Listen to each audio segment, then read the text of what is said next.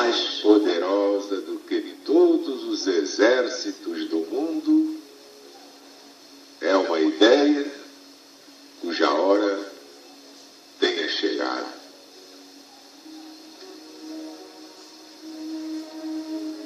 E este pensamento de Victor Hugo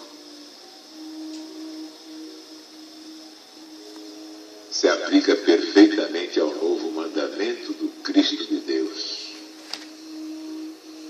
Amai-vos como eu vos amei. Ninguém tem maior amor do que este, dar a vida pelos seus amigos. Novo mandamento é, por isso, a ideia das ideias, a ideia máxima, a última palavra deste fim de ciclo. É o caminho natural da realização da maior profecia do Redentor da humanidade. Haverá um só rebanho para um só pastor. E o pastor do rebanho único, evidentemente, é Jesus, o Cristo, que nos deu seu novo mandamento. Sem este novo mandamento, não há política, não há ciência, não há filosofia, não há religião, nem Bíblia, nem Evangelho, nem Apocalipse. Quem não sabe Apocalipse já não sabe Evangelho. E o novo mandamento lançado no Evangelho triunfa no Apocalipse. E o Apocalipse é o Evangelho moderno. Mas agora Jesus está voltando. E é por isso que levamos a todo o Brasil e a todo o mundo pelas ondas hertzianas o Apocalipse de Jesus segundo São João. O último livro da Bíblia Sagrada, o livro das profecias finais.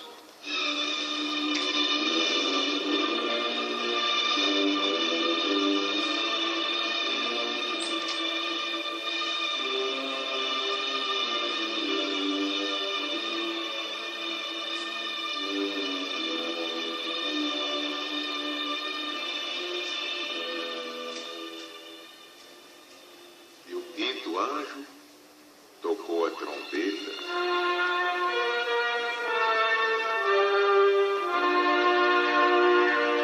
e dele uma estrela caiu do céu na terra e lhe foi dada a chave do poço do abismo e ela abriu o poço do abismo e subiu fumo do poço como fumo de uma grande fornalha, e se escureceu o sol e o ar com o fumo do poço. E do fumo do poço saíram gafanhotos para a terra, e lhes foi dado poder, como tem poder os escorpiões, e lhes foi mandado que não fizessem dano a erva da terra, nem a verdura alguma, nem a árvore alguma, mas somente aos homens que não têm o sinal de Deus nas suas testas.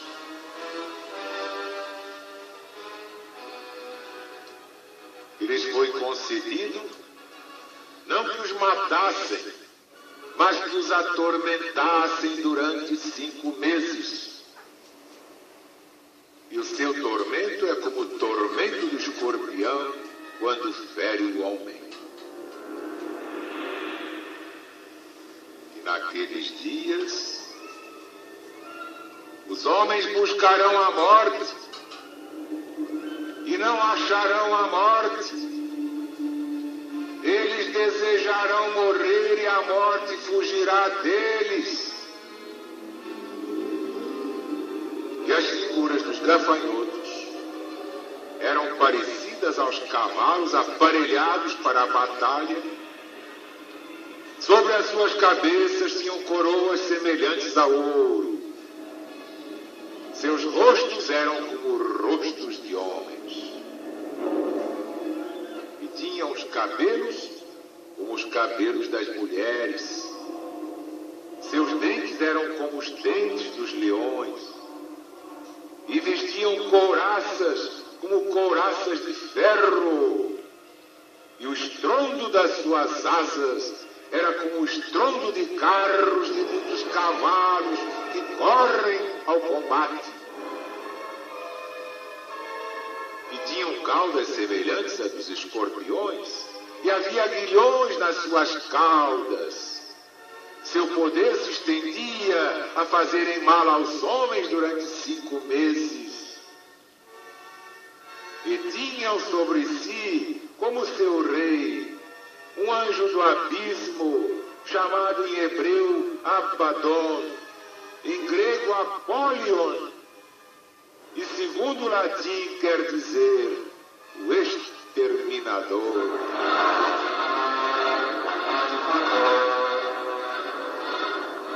O primeiro ai já passou, e eis que se seguem novas desgraças.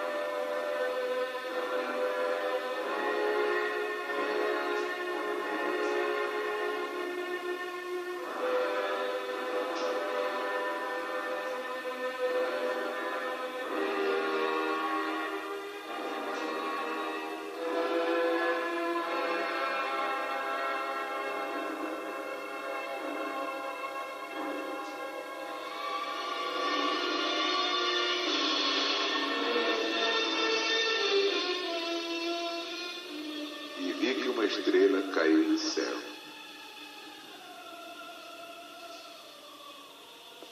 Esta segunda estrela foi Teodoro de Bizâncio,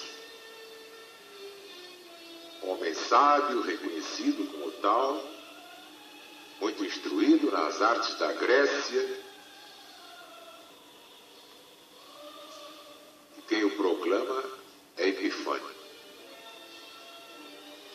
Esse Teodoro de Bizâncio, sendo preso pela fé com outros muitos cristãos, foi o único dos seus companheiros que fraquejou, renegando Jesus, o Cristo.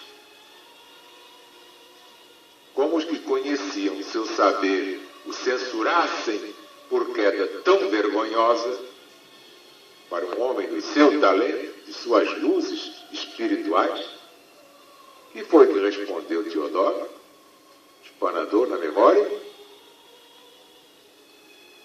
Respondeu a eles que se tinha renegado Jesus, não era nenhuma culpa que cobria uma fraqueza.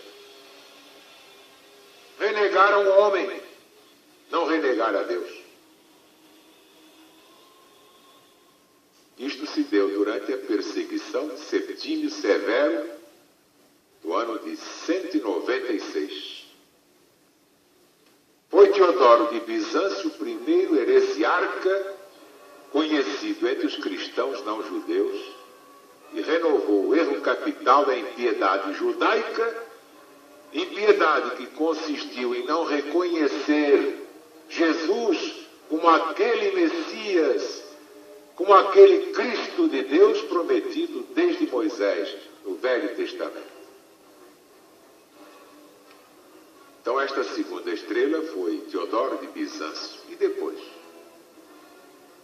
E nas outras voltas cíclicas, espanador na memória. Nós vamos lá. E do fumo do poço saíram gafanhotos. a praga de gafanhotos que saíram do fundo do poço para se espalharem sobre a terra são os ímpios que, segundo o erro de Teodoro de Bizâncio, atacaram uns depois dos outros o próprio Cristo de Deus. Veja quem tem olhos de ver. Gafanhotos místicos, a quem falta vocação religiosa, ou apostólica, ou espiritual. Bem como dos gafanhotos naturais, não se conhece a geração. Por quê? Porque se formam da podridão da terra. Gafanhotos sem consistência, sem movimento regular de doutrina, talando a messe de Deus neste mundo. Gafanhotos a quem foi dado um poder, como o poder dos escorpiões. O que quer dizer isto? Quer dizer que o seu veneno oculto, um veneno que está na cauda, é um veneno que não aparece logo, mas que se descobre nas consequências.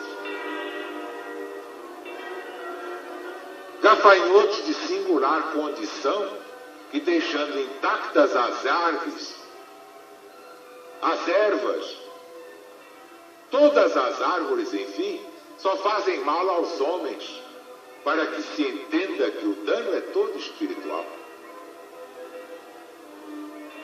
Feito somente aqueles que não têm nas suas testas o sinal de Deus.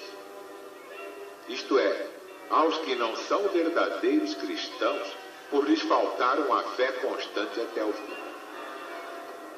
Gafanhotos, finalmente, que tem por seu rei o anjo do abismo chamado exterminador. Abaddon, Apolion, Lúcifer, a quem Jesus, no Evangelho segundo São João, capítulo 8, versículo 44, chama homicida, criminoso homicida desde o princípio. É Satanás como símbolo da inveja criminosa. A inveja come essa gente pior que câncer.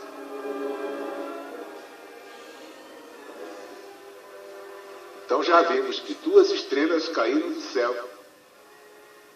E nas outras voltas cíclicas do Apocalipse, outras estrelas cairão. Estão caindo, estão caindo.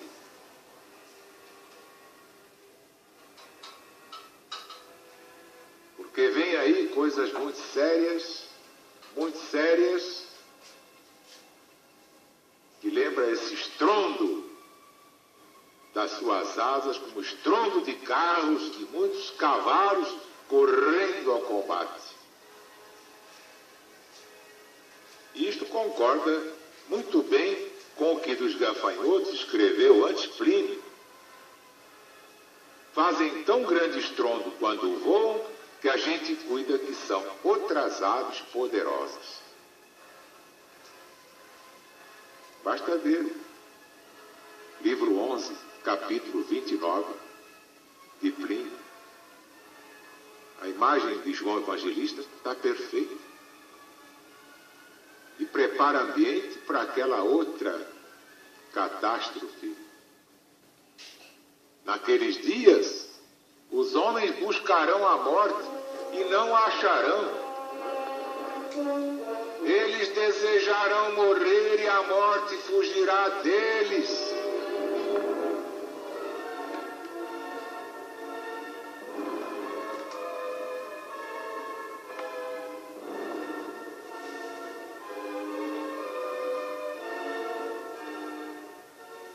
Meus amigos, meus irmãos, ninguém se ilude.